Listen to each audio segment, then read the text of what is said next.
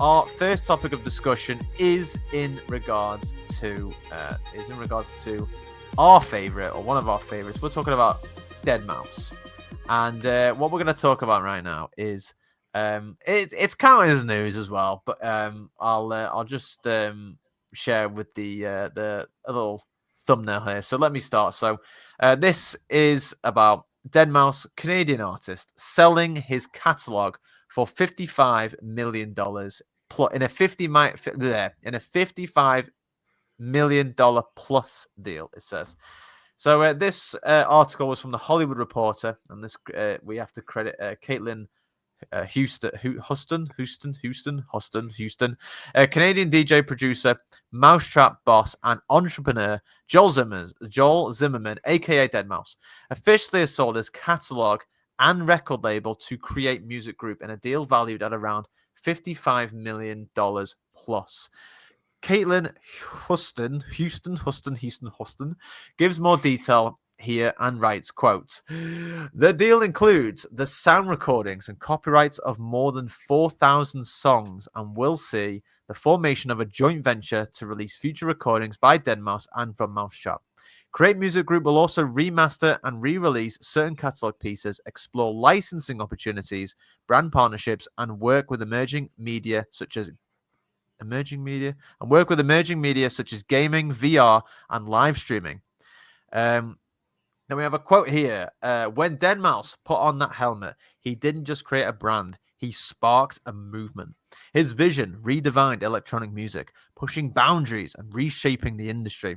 From the earliest days of Create Music Group, co-founder and COO Alexandra Williams and I had the privilege of working alongside Joel and his business partner, Dean Wilson, witnessing firsthand the evolution of an icon. Jonathan Strauss, co-founder and CEO of Create Music Group, said. Now, as the stewards of Deadmau5 and mau5's legendary catalogue, we inherit a legacy that changed music forever. Joel's influence reaches far beyond sound. His mastery bridges music, gaming, and technology, inspiring a new generation to think bigger. This is more than an acquisition. It's a responsibility, he continued. I have worked closely with Jonathan, Alex, and Create for nearly 2 decades now, building my own career as well as the artists on mau5. We didn't need to look far when we were considering a partner to help get it all to the next level. With Create, I feel the music is going to reach more, Zimmerman said. Now, Dave Collins, I'm going to immediately come over to you and with a one simple question. After all that you've just heard, do you think Deadmau5 is retiring? No. I did initially. Do you think, well, as a follow-up, do you think this is the beginning of the end for Deadmau5? No. I think it's going to change. Yeah. So when I first read the title, I thought, oh God, he's selling out. It sounds like a sellout. But then when you explained that to me, I remembered something. So I'm sort of reading this article here, and it's saying, his mastery bridges music, gaming, and technology, inspiring a new generation to think bigger. And it's more than acquisition's responsibility, right? Now, I remember Deadmau5 has been trying to push this gaming thing for ages. He loves video games. He loves streaming. He's, from what I remember, he's been in Fortnite. But even when we've been to IMS, he's tried to launch his own video game as well for music as well. Remember this? Yeah, he did, didn't he? And with all the respect in the world, that failed. It didn't really work, and everyone in the gaming sphere didn't really care about his music. So I think this is an attempt to try and make his music like bridge that gap, just like this article has said. Now, his music's fantastic. I'm not saying it's useless any means, but to bridge a gap from like the DJ world into the gaming sphere, that's a huge jump, right? And very few artists have managed to actually do that. I think he's tried it already, and it didn't quite work out in the way he thought it would. And so now it's trying to get a music group to help make that process a thing. Let's see what happens. Hopefully it will become a thing, because a lot of electronic music has been put in a lot of games recently, right? Over the past 10 years, how many electronic artists have featured in video games? I know recently, literally yesterday, I was playing Cyberpunk. Yeah. And there's a lot of great music artists in that I thought I'd never hear in video games, but they're there, man. Boom. And thinking back, I remember DJ Hero being a thing for Deadmau5 and the integration. Yes, that's right, There's been a lot of attempts to try and put like electronic music in games, and if he can crack this, he'll be probably one of the first pioneers to do it properly. So yeah, go for it, man. I think this is a good thing for him because he's always been trying to bridge that gap between just music and getting into video games technology and things, right? So yeah, I think this is actually a good thing. It's an interesting like ultimately I'd love him to do the soundtrack to a game and that to be an identity, because that's like, in my opinion, when you really have transition is when a game creator goes to you and says, can you make the soundtrack to our game, please? That's when you've like made the transition. And there's been a few artists that have done it. There's been a few artists that have made that transition to film. So Daft Punk was one of the ones I remember quite clearly. Yeah. They did the soundtrack to Tron Legacy. Yes, and it was a great soundtrack. Yeah. And it's like, okay, you've made the transition from being a DJs over to film. And, you know, how do you do that to gaming, right? So, yeah, if he can do this, then by all means. Like, can you imagine a soundtrack from him for, I don't know, name a game where his music or his style of making music would go down, like, perfectly. Yeah, this is it, isn't it? It's it is an interesting sphere, if you like, in regards to what is in what is left in regards to different avenues, because some people would say, oh, he's this is his retirement plan and he's just gonna let Create Music Group do whatever. He'll just sign the signature and people will do his work in the background. What would you say to that? Well, no, because I could tell for a very long time, you know, Deadmau5 or Joel, he's been trying to get into this gaming sphere for a while. And every single time we've seen his attempts, it's never really led anywhere. I think the biggest one was the Fortnite collaboration. But let's be honest, Fortnite they hoover up artists and throw them away like it's nothing. So, like, if he really wants to get into this, he needs some assistance. And so, yeah, from the sound of things, this is what this is. Now, if it's in 5 years' time or 10 years' time, he hasn't done any collaborations with any video games, and we know it didn't work. But yeah, go for it. Why not? I mean, I hope he's still going to tour and still make music, though, right? I hope that's a thing. So, yeah. Well, there are those that do speculate that because obviously he has been doing a lot of live shows recently. If I'm not mistaken, Deadmau5 super hard fans will probably know this as well, but I do believe there is a clip somewhere where he's being interviewed or it's on a podcast where he was saying eventually he does want to do less shows, which makes sense because obviously he's getting on a bit. I forget how old he is now, actually. But it's like I was saying last episode. Like sometimes you got to realize where your limits are. So if he's thinking when he shows, he's got to evolve what he is about. And so again, this feeds back into different forms of media for sure. Yeah, exactly right. And I think what they've said obviously is all nice, but obviously I think the main thing to take away, like you've just said, I'll reread the quote again. Create Music Group will also remaster and re-release certain catalog pieces, explore licensing opportunities, brand partnerships, and work with emerging media such as gaming, VR, and live streaming. What do you think about VR? It's funny they say gaming's emerging media. Come on, dude. Gaming's the biggest media. It's the biggest media. But yeah, actually, if I'm a small little thing called video games, no one's ever heard of it before. Yeah, correct me if I'm wrong, but didn't the video game industry make more money than any other industry like last year? I'm sure I've heard something like that. Look at the budget for GTA 6. That's all I'm going to say, Mo. That's all you need to say. How much is that? I've not actually seen it. Insane amounts. Ridiculous amounts. Blockbuster film budget, or is it even more than that? I think it's more than that. Flipping heck. But here's the thing. So, emerging media such as gaming. So, is Deadmau5 going to be on GTA 6? Maybe. I mean, I'm just looking. I just quickly Googled it. For GTA 6, estimated to be over. Well, it's estimated to be in the range of several $100 million. Oh my god! Right, so that gives you an idea of like how much money is flown around in this industry. And let's not forget the when Microsoft acquired Activision recently. I think that went for 50 billion. Really?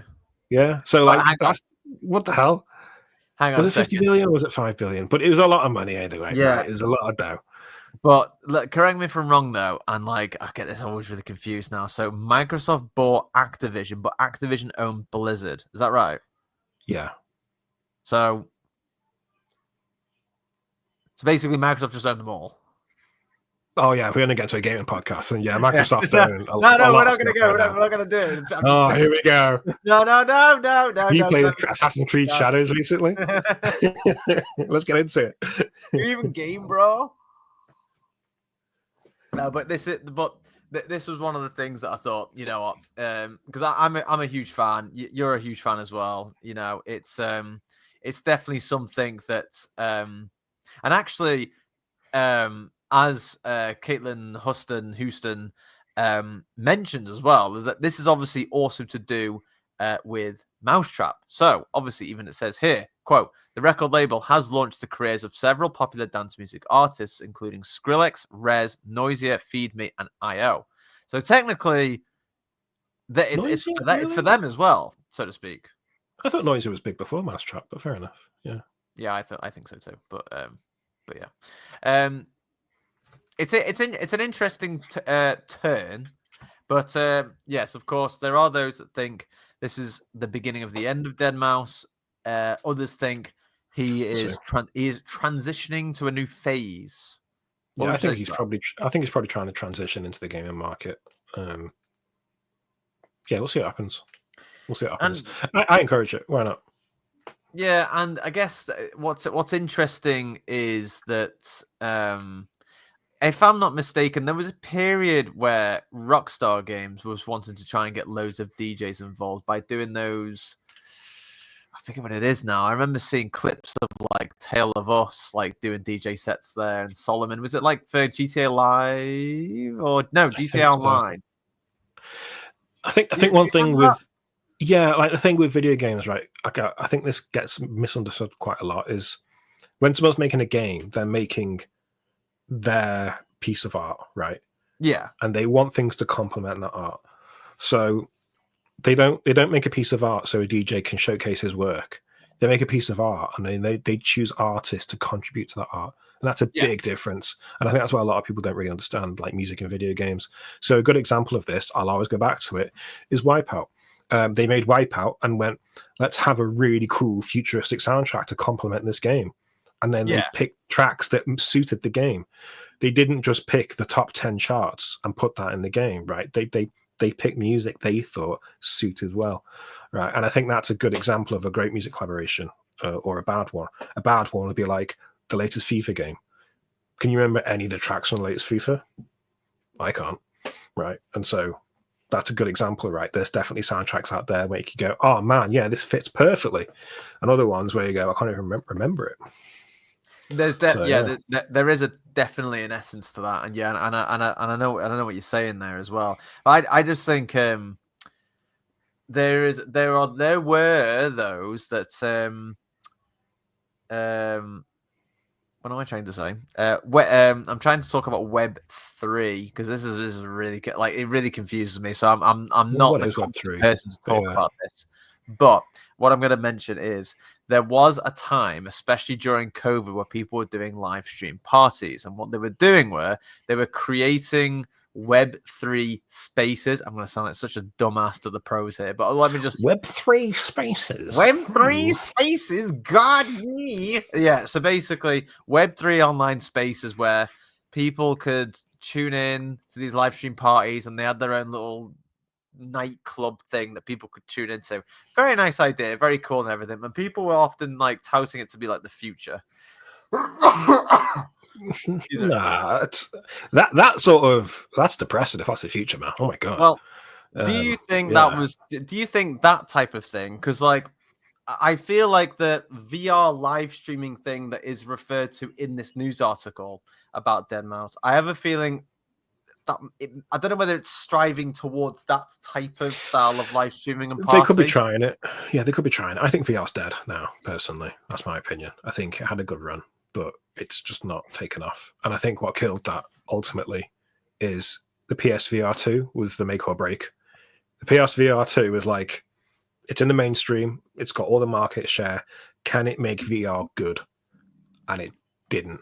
Right? It just didn't. No. Just didn't. People just didn't get it. And I'm like, okay, one of the biggest gaming companies on the planet can't get VR to work. How has anyone else got a chance to get this working now? Yeah. And I know Meta have been like the go-to for VR now, mostly because it's cheap. They've got cheap headsets and they're all right. But I'm like, man, it's the future of VR is not gaming. It's something else, because PlayStation couldn't get it working. You know, all the other companies couldn't get it working. Steam couldn't get it working, you know, Valve. So I'm like, man, I don't know, man. VR seems like it seems different from what I thought it was going to be 5 years ago for sure. So, well, here's the question then. So obviously, if you are, say, in this instance, you are someone who works at Create Music Group, and you're dealing with this deal with Deadmau5, right? And then you're saying to them, right, so what we're going to do with you, Deadmau5, and all your assets and so on, we're going to, you know, like it says here, work with emerging media such as gaming and VR and live streaming. So if like, you know, if you're going to be working for Create Music Group and we're going to talk about VR, how would you implement basically simple math? Why would you Deadmau5 plus VR equals what? What do you think? Challenging, because you've got to convince people to, first of all, buy a VR headset, which, again, the biggest gaming companies on the planet haven't managed to do that. So how are you going to do that? Once you figure that out, you've then got to figure out how to market it. So you probably have to collab with Facebook or something to get it on their Meta service, right? And make some sort of like raving app. I don't know, but it's going to be hard to do that. For sure. It's going to be challenging because people don't even play VR games widespread, let alone VR festivals, or whatever this is going to be. So yeah, it's going to be hard. But the rest of it, go for it. I think live streaming is a really big future for DJing, to be honest with you. The only thing holding that back is licensing, and Deadmau5 has got licensing sorted straight away. He owns his own label. Yeah, well, this is it, yeah. And then video games, like I said, I think video games is definitely a massive part of music. I wouldn't be into dance music if it wasn't for video games. So I think that's huge as well. So yeah, for sure. Yeah. Well, and so again, so here's another instance. So again, in the instance that you are the person working at Create Music Group, and then you are working with, and you've obviously got all this assets of Deadmau5's 4,000 songs, as the article states there, and you are looking at you're looking at a variety of games companies who are developing certain games. What type of game would you say, yes, Deadmau5's music would be great in that? What type of game would you say? Don't say Silent Hill, because that'd be mental. You know, I like to see artists challenge themselves and try something weird, because it's very easy to say, "Oh yeah, put them in the new GTA" or something like that, right? But nah, go a bit weird with it. Why not? Like, would you say an arcade game, something more serious, a role-playing game, like obviously, like to open it up here, you know? Yeah, Pokemon Go. It really does open up, like Pokemon Go. It opens up your boundaries as an artist to experiment, right? And I think that's really cool. So again, I'll take it back to like films with Daft Punk. Obviously, Tron Legacy was a perfect fit for them because it was a really cool science fiction-y film, and they complemented that with their style beautifully. So, hell, for Deadmau5, why not something similar? You know, some upcoming science fiction game. I'm actually terrible with the current lineup of games coming out this year. I've totally forgotten most of them. Or maybe not with the current, but like think about like maybe some games that you've played recently or in the past. Which ones would you say that could have done? Like if you had the chance and you worked for Create Music Group, what games would you say Deadmau5's music would fit well in this? You know, Returnal comes to mind a little bit because that had a cool arcadey feel. It was science fiction, and when you think about how music integrates with video games, it's all about the pacing and the rhythm a little bit, right? And I think Returnal had a really good thing of it, like rhythm, like action, action, action, action. You die, you repeat, action, action, action. So like the idea of Returnal, if you're not familiar with it, it's this game where you keep dying constantly and you're this astronaut on an alien world and you're trying to work out why you're there. You've lost your memory, basically. But the idea that you get as far as you can, Dark Souls style, and then you die, imagine the same thing linked to music, right? So imagine you've got a mix that's 8 hours long, right? An 8 hour long mix, right? It's totally bonkers. And you tie that to the gameplay, and it's like, right, I got to this third boss last time, and as you get past the boss, the mix continues. So not only are you trying to progress the game and the story, you're trying to progress the next part of the mix, right? And so you can sort of do it in a weird Dark Souls sort of fashion. So there's definitely possibilities there. Yeah. Do you know what? Yeah, something like that would be quite good, wouldn't it? Because, like you said, you get to a boss bit, the music can potentially change, and if you get over it, you get to progress to the next part of your mix. It's quite cool, and it is stuff like this where, these are potential ideas for Deadmau5's team. And actually, in the article, the first thing that came to my mind was really random, but in the article that Caitlin Houston wrote, it said, where have I read it? It said, I think it was a quote, Alexandra Williams and I had the privilege of working alongside Joel and his business partner, Dean Wilson. So Dean Wilson, as mentioned, Joel's business partner, randomly, I remember, I didn't speak to him, but I remember, Dave, you were there as well, actually. I don't know whether you remember this, but he was randomly at ready meetings. No, meetings last a week in my brain. Like, oh. No, I get this. I remember Dean Wilson was at Akasha when we went there to see Sasha. Oh, Akasha was brilliant. Akasha is brilliant. It's a great club, little club in there. It's not even little, but it's a lovely. It's not a Monopoly, though, is it? It's not on that Monopoly. No, it's not a Monopoly. No. We won't get into that. Crikey. No, randomly, Dean Wilson was there, and I think he had been at IMS the day before, and I knew who he was, so I knew what he looked like. And then he was randomly in the VIP area, and as soon as I saw him, I was like, I'm sure that's Deadmau5's manager, but he was with Sasha that night. I don't know whether he manages Sasha as well, but I remember seeing him thinking, we're geeking out about that place big time when we went there. But yeah, that Ibiza treasure for you. Check out Akasha. It's one of the better clubs I've been to on Ireland, to be honest with you. It's up there, isn't it? The sound system's the sound system's peak. So yeah, for me, it's light. Yeah, the light, and also when Dan were geeking about the sound design all night. We were, yeah. I know. I remember that night. Dan was telling me that he absolutely loves the DJ booth because it's just so beautifully designed, and very much so. But I would recommend actually those in Ibiza, and actually.